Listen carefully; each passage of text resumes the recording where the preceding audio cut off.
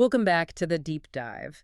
And if you are listening to this right now, it means you've decided to take a bit of a break from from the surface level noise of the daily grind. You're not looking for the headline. You want the story underneath the headline. Exactly. You want to understand the machinery that makes reality tick. We aren't just snorkeling today. We are putting on the heavy gear, checking our oxygen tanks, and going all the way to the bottom. Absolutely. And today we are settling in for something that feels, frankly, a little cozy, a little intimate. We are turning down the lights, getting comfortable, and tuning into a frequency that is all about the inner self. Right. It's less about the cosmos out there and more about the universe in here. Yeah, and before we get into this cosmic download, I do have to give our mandatory disclaimer, which is it's important for the context of how this material is shared. This podcast will be distributed free of charge on all major platforms for educational purposes. Right, because we are here to explore ideas, to expand our thinking. We're not here to sell you a cure-all or some magic pill. Critical thinking is always required. And for those of you who want to follow along or check our homework, we are diving back into the Seth Material. Specifically, we are cracking open session 416. And that is from the early sessions, book 8 of the Seth Material. The date of record for this one is June 12th, 1968, and the publisher credit goes to the New Awareness Network. 1968. That was a wildly volatile year in American history. You had massive protests, political upheaval, a whole culture in transition. But inside this one room, on this specific Wednesday night, the focus was entirely inward. So let's set the scene properly. It's Wednesday night, 9:15 p.m. You have Jane Roberts, who channels the personality known as Seth. And her husband, Rob, who is just sitting there with a pen and a notebook, ready to transcribe. The air is probably thick with cigarette smoke and anticipation. And right out of the gate, the vibe is just different. It really is. Usually, if you read the Seth Material, Seth can be very instructive, very authoritative. He's the teacher. But here, he sets a very specific tone. He's not lecturing from a podium today. No, he's actually quite humorous right from the start. He makes a comparison that I think, it really anchors the tone of this entire session. He compares himself to Franklin D. Roosevelt. Which is quite the flex for a disembodied energy essence, comparing yourself to a four-term president. It's hilarious. Seth says, and I want to quote this exactly because the phrasing is just delightful. He says, "I did indeed only now tell Ruburt that if your Roosevelt held his fireside chats, I could hold mine even without the benefit of a fireside." Even without the benefit of a fireside. That is the key phrase right there. He's acknowledging the limitation. He doesn't have a physical body to sit by a physical fire. Right. But he's claiming that same level of cultural intimacy that FDR had. And for those who might not be huge history buffs, FDR's fireside chats were these radio addresses in the 1930s and 40s. The president would speak directly to the people right in their living rooms. Explaining complex policies like banking crises or war efforts in very simple, comforting terms. It was all about safety. It was about trust. It was about saying, I am in your home, speaking to you as a friend. And by invoking that, Seth is explicitly calling this a cozy, confidential session. Yeah. That framing is crucial for literally everything we are about to discuss. Why is that framing so important, though? I mean, why couldn't he just say, here's a list of facts about health. Why the theatricality of the fireside chat? Because of the subject matter. The topics they get into today. Health, illness, the stress of creativity, the nature of suffering. These are incredibly vulnerable topics. Yeah, these are the things that keep us up at night. Exactly. If you approach this like a cold academic lecture or a sterile medical diagnosis, it might feel critical. It might feel detached. It would feel like judgment, like you are sick because you failed. But by framing it as a fireside chat, even a metaphysical one, he's signaling that this is a safe space. It's advice between friends, not a diagnosis from a stranger. It allows the listener to lower their defenses. And when your defenses are down, you can actually learn something new. Which we need, because the mission for this deep dive is pretty heavy. We want to understand the inner self's role in health. We want to look at why we face challenges, why we might get sick, and the difference between fixing a symptom and actually learning the lesson. It's the difference between patching a tire and understanding why you keep driving over nails. Oh, that's a perfect image. We spend so much time buying patch kits and very little time looking at the road we're driving on. So let's start with the personal element, because before Seth gets into the universal stuff, he addresses what's happening right there in the room with Jane, or Ruburt, as Seth refers to her. Context is key here. In 1968, Jane Roberts has really embarked on this work. They are deep into producing the books. She is channeling regularly. It's becoming her life's work. And Seth notes that there have been stresses and strains put upon her personality. Now, a skeptic might look at that and say, well, obviously. Channeling a personality seems exhausting. Maybe she's just tired of doing this spooky voice. Maybe she needs a vacation. But Sun clarifies something really interesting here. He says these stresses weren't caused by him. This is a key distinction. Seth says the stress is a byproduct of the breakthrough itself. He calls it a worthwhile endeavor. And his point is universal. Anytime you expand your horizons, anytime you try to do something new and significant, you're going to challenge the current abilities of your personality. It's growing pains, literally. Precisely. Think about it in terms of biology. When a muscle grows, what happens? You have to lift weight that is heavier than what you are used to. That creates micro tears in the muscle fibers. It hurts. You get sore. The stress isn't a sign of failure, it's a sign of expansion. Right. I was thinking about this, and it kind of reminds me of upgrading the operating system on your computer or your phone. You know how you get that notification for the new iOS? Oh, yeah. You hit update because you want the new features, you want the better performance. But what happens during the install? Everything freezes. The screen goes black. It totally freezes. Maybe the phone overheats a little. The battery drains faster for a day or two while it indexes all your photos. The upgrade is a good thing. It's an improvement. But the transition period puts stress on the hardware. That is a perfect analogy. Seth is essentially telling Rob, look, Jean is upgrading. Her system is processing a massive influx of intuitive data and creative output. So the symptoms or the strain she's feeling isn't because something is wrong. It's because the system is expanding to accommodate more. She's installing Seth OS 2.0. I love that. And Seth frames himself not as the virus causing the crash, but as tech support. Cosmic tech support. He says, my personality itself has been a stabilizing influence. He mentions giving her counsel even when she wasn't consciously aware of it, which implies a level of subconscious support that's always running in the background. Which is a very comforting thought, that even when we feel like we're cracking under the pressure of a new job or a lifestyle change, there might be a part of us stabilizing the load. We aren't doing it entirely alone. But there is a condition. Seth says intuitive freedoms should now be realized. Basically, once the installation is complete, the bugs work themselves out. But she has to continue to come to terms with herself. That's the caveat. You have to accept the upgrade. You can't fight the growth, or that creates more friction. If you try to run the new software with the old settings, you're going to crash. So the takeaway for Jane, and for anyone listening who is pushing their own boundaries, is that the friction is temporary, provided you lean into the change rather than resisting it. Don't fear the glitch. It means you're leveling up. Okay, so that's the personal check-in. Seth has reassured them that the stress is natural, but then he pivots. He moves from Jane's specific situation to a much broader philosophical point. And this is where we get into the real meat of the session. He draws a line in the sand between two roles, the teacher and the doctor. This is a fascinating distinction, and it really challenges how we typically view health and wellness in the West. Seth says, quite bluntly, I am a teacher, I am not a doctor. Now, let's be honest. Most people, when they aren't feeling well, would prefer a doctor. If I have a broken leg, I don't want a philosophy lecture about the nature of bone density. I want a cast. I want morphine. In the immediate sense, yes. And Seth admits that. He says the doctor's role is to relieve symptoms. It is valid. It is useful. Nobody wants to be in pain. He isn't dismissing medicine at all. Symptoms hurt. Symptoms get in the way of life. Right. But Seth argues that the teacher looks at inner knowledge. He sees physical symptoms not as the problem itself, but as a reflection of an inner reality. Let's break that down. So if I have a headache, the doctor says, here's an aspirin to stop the pain. That's valid. But the teacher says what? Why did you create this headache? Exactly. The teacher asks, what is this headache saying? What is it symbolizing? And Seth takes it a step further. He argues that if you heal a disease, if you remove the symptom without resolving the inner cause, you haven't actually solved the problem. You've just silenced the alarm. That's a scary thought. It's like pulling the battery out of the smoke detector while the kitchen is on fire. The beeping stops, so you feel better for a minute, but the house is still burning. And if you silence the fire alarm but leave the fire burning, the fire doesn't go away. It just spreads.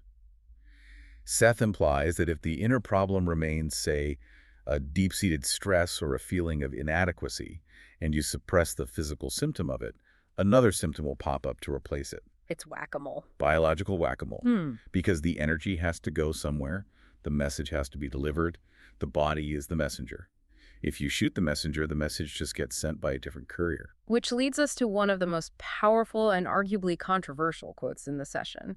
I want to read this slowly because it's heavy. Hmm. Seth says, "If all illness has been adopted by a personality for a particular reason in this life, then it has been adopted so that the personality involved will understand the illness as a materialized symbol for a challenge or problem that the personality has set." A materialized symbol. That is the core concept right there. It reclaims the agency, doesn't it? But it also puts a massive amount of weight on us. It stops us from being victims of bad luck or bad germs and makes us the authors of our own struggle. It does. And that could be a really tough pill to swallow. It's empowering, yes, because it means we can change it, but it's also a heavy responsibility. If illness is a materialized symbol, it means your body is acting out a drama that your soul needs to understand. It means we can't just blame genetics or the weather, like, oh, I caught a draft. Well, genetics and weather might be the props you use or the mechanism, but the script is yours. The reason you were susceptible to the draft or the reason that genetic marker activated lies in the inner self. Speaking of scripts, Seth actually uses that exact metaphor, the drama, the actor. This is probably the most helpful visualization in the whole session for me because it takes the blame out of it and replaces it with purpose. Yes, the actor analogy. This is one of my favorite parts of the Seth material because it is so visual. Seth asks us to imagine an actor playing a role. Let's say an actor playing a character who is sick or dying in a play. Think of someone playing Hamlet or Fantine in Les Miserables. Okay, so the actor is on stage, coughing, stumbling, maybe pretending to be in agony. They are weeping, they are singing sad songs. Right, but the actor, the person underneath, knows it's a play. The actor knows that at the end of the night, they wash off the makeup, they change into their jeans, and they go to Denny's for a late-night dinner. They aren't threatened by the role. They don't actually have tuberculosis. But the character does. The character's having a terrible time. The character thinks this is the end. The character is totally convinced of the reality of the suffering. Exactly. Seth says the difference between a stage actor and us in our physical lives is the level of immersion. Our reincarnational personality, us, our inner self, takes on the role of a sick person, just like an actor. But here is the kicker. We are completely immersed in it. We forget we're actors. We forget the script. We forget the stage. We forget that there is an audience. We become the character so fully that the pain feels absolute. Why? Why on earth would we do that? Why not just play the role with a little distance? Like, oh, I'm learning about illness today, but keeping a cool detachment? That sounds way more pleasant. Because if you don't feel it, you don't learn from it. Seth says the inner self, the real you, the actor behind the scenes, knows it's a role. The inner self doesn't feel threatened. But the ego, the part of us navigating this daily life, paying taxes, feeling the flu aches, is the one suffering. So the suffering has a purpose. It's not just random cruelty. It's data. Seth says the drama has a theme. By working through the illness, by navigating that struggle, the theme becomes clear. It is therapeutic. It's about gaining experience. It sounds like method acting taken to the extreme. You stay in character for 80 years to really understand what it means to be human in that specific struggle. You want to know what resilience feels like. You can't learn that sitting on a cloud playing a harp. You have to go down there and break your leg. That is a brilliant way to put it. You can't learn courage without fear. You can't learn healing without sickness. And Seth emphasizes, and this is crucial so listeners don't misunderstand, he says illness is not thrust upon anyone. It is a choice made for spiritual characteristics or understanding. So we aren't being punished by a vengeful God. We aren't just victims of random chaos. We chose the syllabus for this semester. And sometimes that syllabus includes a really difficult class called chronic illness or physical limitation because it was something specific we wanted to learn from it. Maybe we wanted to learn patience. Maybe we wanted to learn to accept help. That really changes how you look at a sick friend or even your own health issues. Instead of just asking, how do I fix this? The question becomes, what is this trying to teach me? Which brings us to a real-world application of this. Because in this session, Seth isn't just talking theory. He's addressing a specific case, a real situation involving real people who were friends of friends. Right. This is part 3 of our dive. There is a situation involving a woman. Context clues suggest her name is Peg, and a correspondent who is a friend of Rob's asking for help. The situation is that the woman, Peg, is ill, quite ill, and the husband, the correspondent, is deeply concerned. He is writing to Rob and Jane, essentially asking, can Seth help? Can Seth explain what's going on? Can he cure her? It's a desperate plea. We've all been there, worrying about someone we love. And Seth's response is, well, it's complicated. He admits he looked in on the situation. He even made contact with the woman once, but he says it was difficult. This is a rare glimpse into the limitations of channeling. You would think a spirit guide could just zap some wisdom into anyone's brain, or just snap his fingers and fix it. But Seth explains that belief systems act like a firewall. He says, my ideas are so different from those with which she has been accustomed that it was difficult for us to communicate. Peg was apparently very traditional in her religious views. The notes mentioned she was accustomed to ideas about Jesus, divine healing power, external salvation, that sort of thing. She believed in a hierarchy where God is up there and she is down here. So if a voice pops into her head talking about reincarnational selves and choosing your own illness, and you are the creator of your reality, She is going to reject that immediately. It would likely frighten her. It contradicts her entire worldview. To her, illness is something that happens to you, and God is someone who saves you from it. Seth's message that she's the agent would sound alien, maybe even demonic to her. Seth says she couldn't relate to him. He's a teacher, used to lecturing on metaphysics. She didn't need a lecture on the nature of reality. She needed comfort. She needed something familiar. It's a language barrier. Not English versus French, but metaphysics versus traditional religion. Exactly. And because Seth is pragmatic, he doesn't try to force his worldview on her. He recognizes that for her to get better, she needs help that fits her belief structure. He doesn't let his ego get in the way. He doesn't say, she must listen to me. Which is a huge lesson in itself. But what does he do? He actually recommends a specific person, a healer named George Chapman. Yes. And he references a book, Healing Hands, by J. Bernard Hutton, which was published in 1966. This is a very specific terrestrial recommendation. He is citing his sources. Why Chapman, though? If Seth couldn't get through, why could this guy? Seth says Chapman has an excellent bedside manner and communicates with levels of personality unknown to the ego. Essentially, Chapman was a spiritual healer, but he operated within a framework she could understand, likely a more spiritualist or religious framework, while still doing the deep inner work. He could speak her language, he could hold her hand, he could act as the bridge. He could meet her where she was. And that is a huge lesson for anyone trying to help others. You can have the absolute truth of the universe, you can have the most advanced data, but if you deliver it in a way that scares the person or contradicts their core beliefs, you aren't helping. You're just talking to yourself. Read the room, basically. Even spirits have to read the room. Especially spirits. If you manifest as a burning bush to an atheist, they're just going to call the fire department. You have to use symbols they understand. So Seth steps back from the case, acknowledging he is not the right tool for this specific job. But he leaves the husband and us with a massive dose of hope regarding the nature of illness itself. He does. And this is vital because when we talk about chosen illness or karmic lessons, it can sound fatalistic, like, oh, well, I chose this cancer. I guess I have to just suffer and die because it's my destiny. Right. It's my script. I can't change the lines. That is a very dangerous misinterpretation of this material. It leads to complete apathy. But Seth shatters that idea. He says, and this is underlined in the transcript, so Rob must have struck the paper hard. He says, no physical condition is irreversible, with the exception of loss of limbs and definite organs. Let's really unpack that. Right. No physical condition is irreversible. That implies that the body has a profound capacity for regeneration. It implies that diseases we consider terminal or chronic are only that way because the instruction to be sick is still being sent. He says the personality is always free to choose its future. The script is not written in permanent ink. It is written in pencil. You have an eraser. You can rewrite the ending of the play while you are still on stage.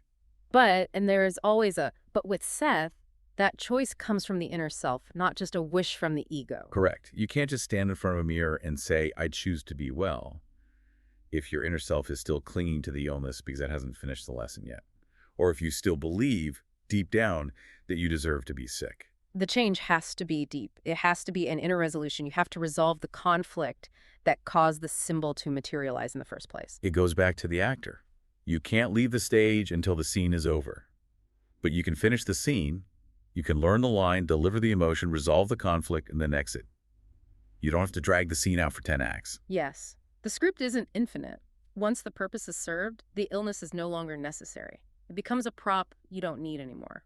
And Seth also touches on the husband's role in this drama. The husband isn't just an observer. No, he's a co-star.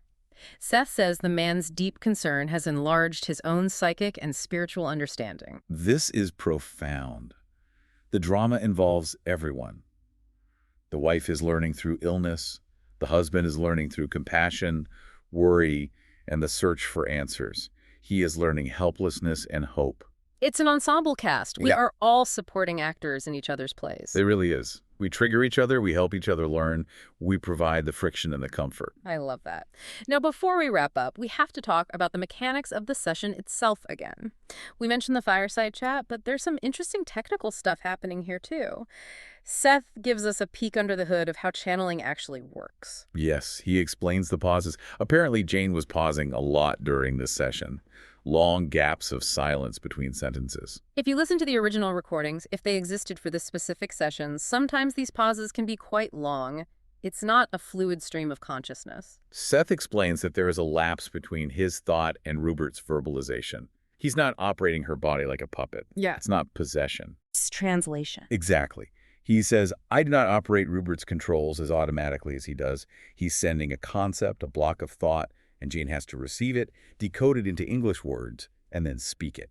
Which makes sense. If you were trying to drive someone else's car from the passenger seat using a remote control that had a 3-second delay, you'd probably drive a lot slower than the owner. And when he is deeply considering a matter, the pause is even longer. It's buffering.